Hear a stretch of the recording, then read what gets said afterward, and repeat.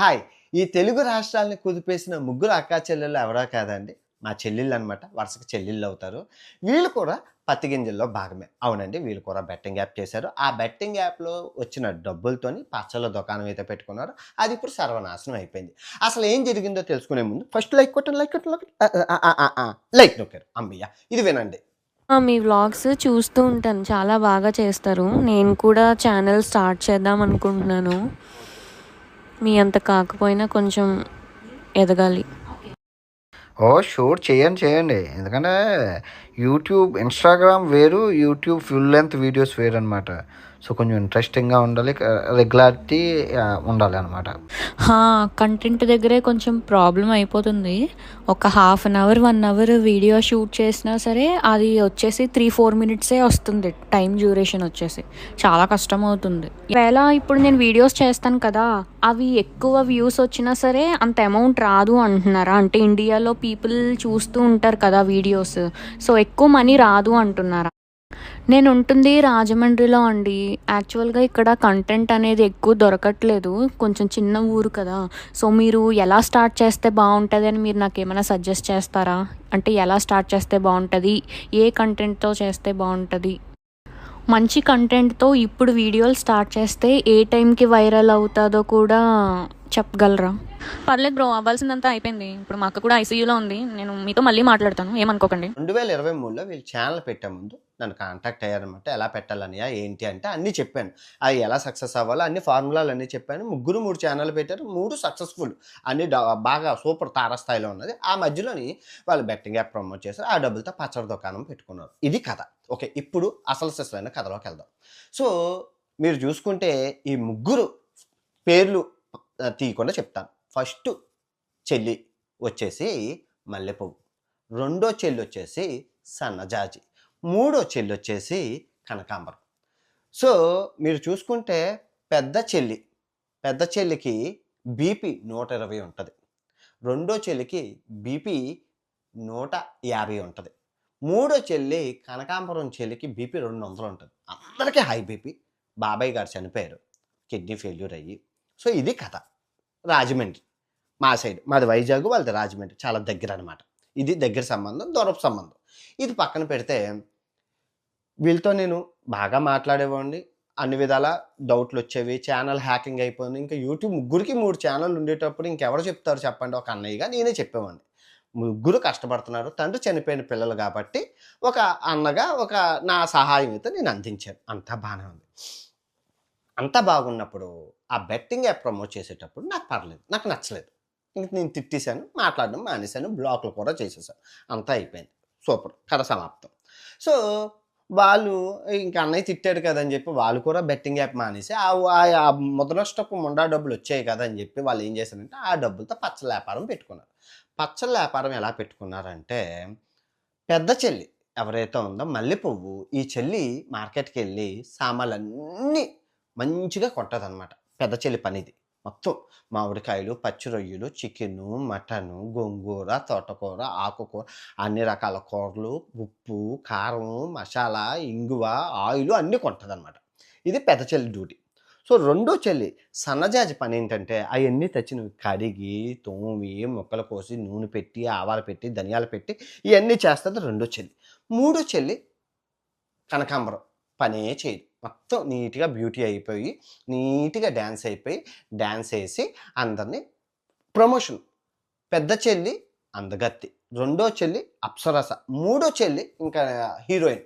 అంటే heroine quality ఉంది మూడో చెల్లికి. ఆ చెల్లె ప్రమోషన్ చేస్తది. సామాన్లన్నీ అమ్ముతది. అంటే సీ ముగ్గురు, ముగ్గురు ఒక లెవెలు. ముగ్గురికి టాలెంట్ ఉంది. పని, కొనడం, తయారు చేయడం, అమ్మడం. నిజంగా బిజినెస్ ఫార్ములాలోని ఇద్దరు సూపర్. కష్టపడుతున్నారు. బాబాయ్ చనిపోయాక కష్టపడుతున్నారు. ఎవరిని మోసం చేయలేదు. ఎవ్వరిని మోసం చేయలేదు. కష్టపడి పని చేస్తున్నారు. ఆడపిల్లలు నిజంగా ఒంటి కాళ్ళ మీద నిలబడడం అనేది వాళ్ళని చూసి నేర్చుకోవాలి. అంతా బావుంది. వ్యాపారం 3 పువ్వులు 6 కాయలుగా దేదీప్యమానంగా ఎలిగిపోతుంది. నాకు కెనడా పార్సిలొచ్చింది. తిన్నాను. బావుందమ్మా అన్నాను. కాకపోతే రేట్లు ఎక్కువ ఎందుకున్నాయి అంటే ఏం చెప్పారంటే, మాకు తెలీదన్నా మేము అన్నీ మార్కెట్కి వెళ్ళి ఫైన్ క్వాలిటీ మంచి ఆయిల్ మంచి మంచి అన్నీ మంచి ఎక్కువైపోవడం వల్ల మాకు రేటు చివరాఖరికి వచ్చేసరికి బడ్జెట్ ఎక్కువైపోయింది, దానివల్ల రేట్లు ఎక్కువ ఉన్నాయన్న అన్నారు. ఓకే, అది సామాన్య మానవులు కొనుక్కోలేరు. ఎవరు కొనుక్కోగలరు అంటే ఎన్ఆర్ఐలు ఉంటారు కదా, ఎన్ఆర్ఐలు, తర్వాత ఆ మాస్త్రం డబ్బున్నోళ్ళు, ఆ కొంచెం మిడో అబోవ్ క్లాస్ వాళ్ళు పేదోళ్ళు అయితే కొనుక్కోలేరు. ఆ పచ్చళ్ళు కేజీ అంతా చాలా హై రిచ్ టాప్ నోట్ రుచులు మటుకు బాగుంటాయి, కొన్ని బాగుంటాయి, కొన్ని బాగోవు. నేను మొహమాటం లేకుండా చెప్పేస్తాను, ఎందుకంటే మన రుచిరాజు ప్రపంచ యాత్రికుడు. బాగానే ఉంది, అంతా బాగానే ఉంది. మొత్తం మా చెల్లి ప్రమోషన్లు చేస్తుంది, అమ్ముతుంది, కొంటుంది, అన్నీ బాగానే ఉన్నాయి. నేను ఈ మధ్యన యూట్యూబ్ ఛానల్ ఒకటి హ్యాక్ అయిపోతే అది కూడా మాట్లాడాను, అంత ఓకే క్లియర్. సో మొన్న ఉగాదికి ముందు జనవరి మీరు చూస్తున్నారు కదా, జాగ్రత్తగా వినండి. అమ్మాయి హ్యాపీ న్యూ ఇయర్. ఆఫ్రికా వస్తావు, ఒక 4 దేశాలు, కెన్యా, మహేష్ బాబు షూటింగ్ అవుతుంది కదా, ఆ ప్లేసులకి వాటికి వెళ్దాం. విన్నారు కదా, మహేష్ బాబు గారు షూటింగ్ అవుతుంది ఆఫ్రికా. కొన్ని అంటే పచ్చల వ్యాపారం చేసి టెన్షన్ ఉంటారు కదా, కొంచెం రిలీఫ్ ఉంటుంది, వస్తారా? నేను అన్నీ చూసుకుంటాను. ముగ్గురు అలాగా ఆ అడవి జంతువులతో ముగ్గురు తిరుగుతుంటే నేను ముందుండి ఒక హిట్లర్ సినిమా లాగా పోర్ట్రేట్ చేద్దాం. End of the day general కావాల్సింది ఎంటర్టైన్మెంట్. ముగ్గురు చెల్లెళ్ళు, ఒక అన్నయ్య, హిట్లర్ జూమ్ వేద్దాం అనుకున్నాను. ఆఫ్రికా ఒక కంట్రీకి స్పాన్సర్ చేస్తాం, ఆడపిల్లలు కష్టపడుతున్నారు కదా, బాబాయ్ ఎలాగో చనిపోయారు కదా అని చెప్పి ఈ ప్లాన్ వేద్దాం అనుకుంటే, రావణ్య పచ్చళ్ళ వ్యాపారంలో చాలా బిజీగా ఉన్నావు, యూ క్యారియన్ అని చెప్పి చెల్లి మెసేజ్ చేసింది. హ్యాపీ, జై సార్, అంత బాగానే ఉంది.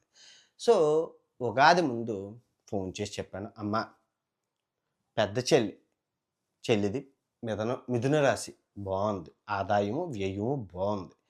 ఈ లాస్ట్ చెల్లి మీనరాశి, ఆదాయం వ్యయం బాగుంది. కానీ మా అలేఖ్య చెల్లిది జాతకం బాగోలేదమ్మా, ధనుస్సు రాశి.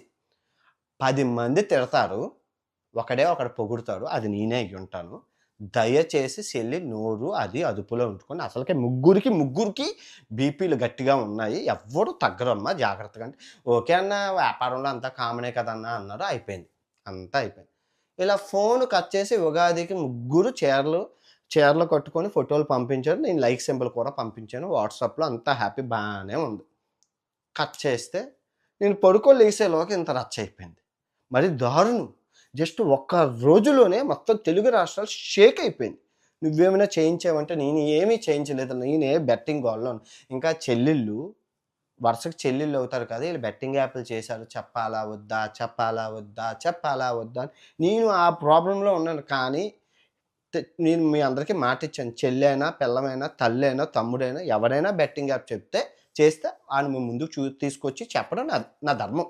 నేను చేస్తున్న పోరాటంలో అందరినీ ఎక్స్పోజ్ చేస్తున్నాను కాబట్టి ఇక్కడ బంధుప్రీతి లేదు, తమ్ముడే ప్యాకాటే. ఇంకా నేను చెప్దాం అనుకునేలోగా వాళ్ళే ఇదైపోయింది అనమాట. పోనీ నీవే మాకు ఈ పచ్చళ్ళ వ్యాపారం రాలేదు.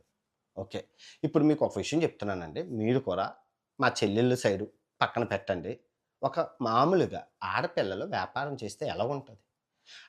మా చిన్న చెల్లి వీడియోల కింద కమెంట్లు చూస్తే విపరీతంగా చచ్చిపోతారు, నవ్వలేక చచ్చిపోతారు. అంత దారుణంగా ఉంటాయి. కొన్ని బాగుంటాయి, కొన్ని వల్గర్గా ఉంటాయి. ఇంక వాళ్ళకి టైం లేదు.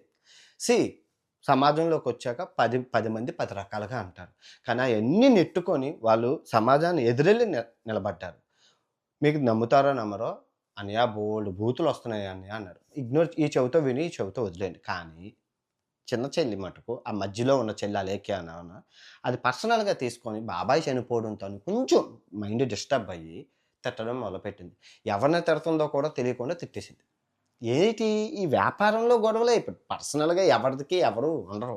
ఈ వ్యాపారంలో ఇప్పుడు నేను కూడా తిడుతున్నాను. ఎవరిని తిడుతున్నాను? Betting app. అసలు మీరు ఎందుకు తిడుతున్నారంటే మా రక్తమే అంత, మేము అందరి రక్తం చూసారా, తెలుపు చూసారా, అందరం ఒకే రంగు, మాదంతా ఒకే రక్తం. ఆ రక్తంలోనే ఉంది భూతో నా భవిష్యత్తు. మీరు బాలయ్య బాబు గారు ఏంటంటారు, మా రక్తం క్రమశిక్షణ అంటారా? మాది బూతు ముందు పుట్టు, కోపం వస్తే ముందు తిట్టేస్తాం. అది ఎవరు ఏంటి అని ఆలోచించు. దాని పర్యాసం ఏముంది, ఒక్క బూతు ముందు నుంచి వస్తాం, సుప్రభాతం ముందు వచ్చి మేము వస్తాం. అది మా వంశం యొక్క ఇది. బూతులు. కాకపోతే ఎవడో సబ్స్క్రైబ్ ఏదో అనబోయి ఎవడో ఏదని నేను రేట్ ఎంత అని పచ్చళ్ళు అడగరు, వీళ్ళ రేట్ ఎంత అని అడుగుతారు. పచ్చి బూతులు నేను చెప్పను, మీరు ఇంకా కమెంట్లోనే ఉన్నాయి, పచ్చి బూతులు ఉంటాయి. పాపం అలాగా పిచ్చి బూతులు వాళ్ళని తిరుగుతున్నా ఎన్ని నెట్టుకుని బాగానే వచ్చారు. ఇంకా బీపీలు ఆడపిల్లలు సహనం కోల్పోయి తిట్టేశారు, క్షమించండి. వాళ్ళ తరపున నేను క్షమాపణ కోరుకుంటున్నాను. నన్ను ఎలా పెద్ద మనసుతో అయితే క్షమిస్తున్నారో బెట్టింగ్ వాళ్ళని కూడా క్షమించండి. వాళ్ళు కూడా బెట్టింగ్ యాప్లు చేశారు. దానికి శిక్ష నేను వేయకముందే భగవంతుడు వేసేసారు. మనశ్శాంతి. ఇప్పుడు మీ చెల్లి ఏం చేస్తుందంటే హాస్పిటల్ అయిపోయింది, హాస్పిటల్లో ఉంది ఇప్పుడు ప్రజెంట్. ఎస్, కరెంట్ ఈరోజు లైవ్ సిచ్యువేషన్ హాస్పిటల్లో ఉంది. మాట్లాడడానికి కూడా క్యారీ లేదు. సో దయచేసి వాళ్ళ ఫ్యామిలీని వదిలేయండి. ఇంకా మేము పచ్చళ్ళు అమ్మం, కూర అమ్మం. ఏం బిజినెస్ చేస్తారంటే లడ్డు బిజినెస్. ఇంకా అలేఖ్య పేరు తీసేసి రమ్య అంటే మా చిన్న చెల్లి లడ్డు బిజినెస్, స్వీట్లు, పూతరేకులు, ఆత్రేయపురం పూతరేకులు, రాజమండ్రి సైడు, తర్వాత లడ్డూలు, స్వీట్లు అన్నీ ఎన్ఆర్ఐ కంపెనీలు. కానీ వీళ్ళు రేట్ ఎక్కువైనా క్వాలిటీ అయితే మెయింటైన్ చేస్తున్నారు, హైజీనిక్ మెయింటైన్ చేస్తున్నారు. కాకపోతే కొంచెం స్టార్టింగ్ పొజిషన్లో ఉన్నారు కాబట్టి అటు ఇటు వ్యాపారం అవుతుంది. కానీ ఇన్ ఫ్రంట్ మంచి క్వాలిటీతోని మంచి స్వీట్స్ అయితే వస్తాయి. నేను ప్రమోషన్ చేయను కానీ చెప్తాను. అప్పుడు ముందు చూద్దాం. ఆలు లేదు, సూలు లేదు, కొడుకుపేరు సోమలింగం అన్నట్లు ముందు ఏమీ రాలేదు. ముందు వీళ్ళు కోలుకోవాలి, వీళ్ళని కొంచెం వదిలేయండి. అయిపోయింది. క్షమాపణ కూడా చెప్పింది చెల్లి, పెద్ద చెల్లి చెప్పింది, చిన్న చెల్లి చెప్పింది, ముగ్గురు చెల్లెళ్ళు చెప్పారు మమ్మల్ని వదిలేయండి బాబు, క్షమించమని. కమెంట్లు కూడా ఆఫ్ చేసుకున్నారు, పచ్చి బూతులు తిడుతున్నారు. ఇదేదో పెద్ద రాష్ట్ర సమస్య.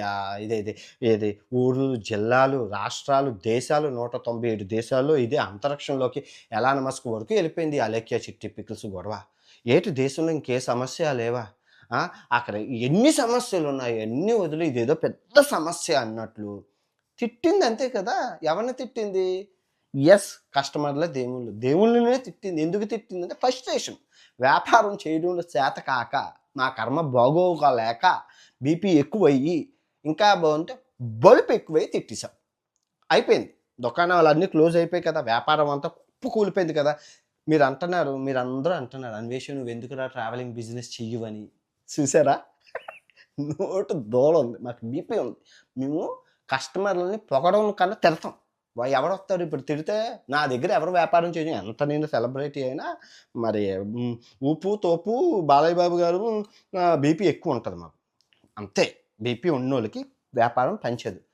బీపీ నోటు దూలం ఉన్నోడికి వ్యాపారం పని చెయ్యదు. ఎగ్జాంపుల్ నేను, మా చెల్లుళ్ళు వదా మార్చుకుంటాం. మమ్మల్ని మేము మార్చుకొని బీపీని కంట్రోల్ అనుకొని బూతులు కంట్రోల్ చేసుకొని, ఇప్పుడు నేను గడిచిన 6 రోజుల నుంచి బూతులు ఎలాగైతే కంట్రోల్ చేసుకుంటున్నానో వాళ్ళు కూడా కంట్రోల్ చేసుకుని వ్యాపారాన్ని మళ్ళీ పునఃప్రారంభిస్తాము. మళ్ళీ కంబ్యాక్తో మేము వస్తాము. మమ్మల్ని అందరినీ ఆశీర్వదించండి. ఎవడూ తప్పు చేయలేదు, ఎవడూ పతిత్తులు కాదు. మంచి మాటలు మాట్లాడినోడు ఎవరు మంచోడు కాదు, అలాగని బూతులు మాటలు మాట్లాడినోడు కూడా చెడ్డోడు కాదు. అది గుర్తుపెట్టుకోవాలి. బూతులు మాట్లాడుతున్నాడంటే అదేం చెడ్డోడు కాదు. వాళ్ళలో ఆవేశం ఉంటుంది, దానికి మోసం చేయడం తెలియదు. మా చెల్లెలకి మోసం చేయడం తెలియదు, అందుకే బూతులు తిట్టారు. కొన్ని లేకపోతే మిమ్మల్ని ఎవరు కొనమన్నారు? ఏమైనా బతుములు ఆడుతున్నారా? మీకు నచ్చితే నీ దగ్గర డబ్బుంటే కొను, లేకపోతే మానేసే. అంతే. రిచ్, మా పికిల్స్ రిచ్ అమ్మ. మా అలేఖ్య చిట్టి పికిల్స్ రిచ్ పీపుల్ తినాలి, పూర్ పీపుల్ తినలేరు. కావాలి అనుకుంటే మీరు రిచ్ అయ్యి కొనుక్కొని తినండి, అంతే. ఇప్పుడు మేము ఆ పికిల్స్ బంద్ చేసేసి లడ్డు బిజినెస్ స్టార్ట్ చేస్తున్నాము. ఇప్పుడు ఈ లడ్డు బిజినెస్లో ఏంటంటే పేద, మధ్యతరగతి, రిచ్ 3 క్వాలిటీలు పెట్టుకుంటాం. సో మీకు రిచ్ కాస్ట్లీ లడ్డు చాలా కాస్ట్లీ ఉన్నాయి అనుకున్నోడికి ఈ చీప్ లడ్డూలు అమ్మేస్తాం. ఈ చీప్ లడ్డూలు చాలా చీప్గా ఉన్నాయి అనుకుంటే కాస్ట్లీ లడ్డూలు అమ్ముతాం. వ్యాపారం అలా చేయాలి. సింపుల్ ఎగ్జాంపుల్, మ్యాగీ నూడిల్స్ గుర్తుంది కదా, ఎంత నెగిటివిటీ వచ్చింది. అప్పుడు ఏం చేశారు మ్యాగీ నూడిల్స్? సేమ్ ఇదే వ్యాపారం. వచ్చారు, క్షమాపణ చెప్పారు, మళ్ళీ పునఃప్రారంభించారు, మళ్ళీ డబ్బులు లచ్చిందేవి ఇదిగో నువ్వు అన్యాయం చేయకుండా బతికితే ఎంత కష్టపడితే ఫలితం దొక్కుతుంది, కష్టే ఫలి అన్నారు. ఇది మా అలేఖ్య చిట్టి పికిల్స్ కథ. బెట్టింగ్ యాప్లు ఆలు చేశారు. శిక్ష నేను ఇంక వెయ్యక్కర్లేదు, ఆలే వేసేసారు కాబట్టి ఇంక నేనేం అనట్లేదు. బెట్టింగ్ యాప్కి శిక్ష భగవంతుడు వేసేసారు. బెట్టింగ్ యాప్ చేసిన వాళ్ళందరి జీవితాలు ఇలాగే సంకనాకిపోయి, 1 కాదు 2 కాదు. చూడండి ఒకసారి, ఆ బయ్యాసన్ని యాదవ్ ఎక్కడున్నాడో ఏమయ్యాడో తెలియదు. నాన్నగారికి అమ్మగారికి మొత్తం ఇల్లు వాకిళ్ళు నష్టం. తర్వాత హర్షసాయి ఎక్కడున్నాడో తెలియదు. ఆ తర్వాత ఈ ఇమ్రాన్ గారు జైళ్ళు జైలు. ఇంక చూసుకుంటే అందరి బతుకులు కుక్క బతుకుల్లాగా ఉన్నాయి. నిజాయితీగా బతికిన వాళ్ళు ఎంత హ్యాపీగా ఉన్నారు. ఈ బెట్టింగ్ యాప్లు చేసిన వాళ్ళంతా జీవితాలు దర్శనం అయిపోయి, రేపు తిరిగి మరో మంచి వీడియోతో బెట్టింగ్ మహారాజుతో కలుసుకుందాం. ఆ బెట్టింగ్ పెద్ద చేప పత్తి గింజ ఎవరో కింద కామెంట్ చేయండి తెలుసుకుంటాం. ఓకే, ఇట్లు మీ ప్రపంచ యాత్ర. Good night.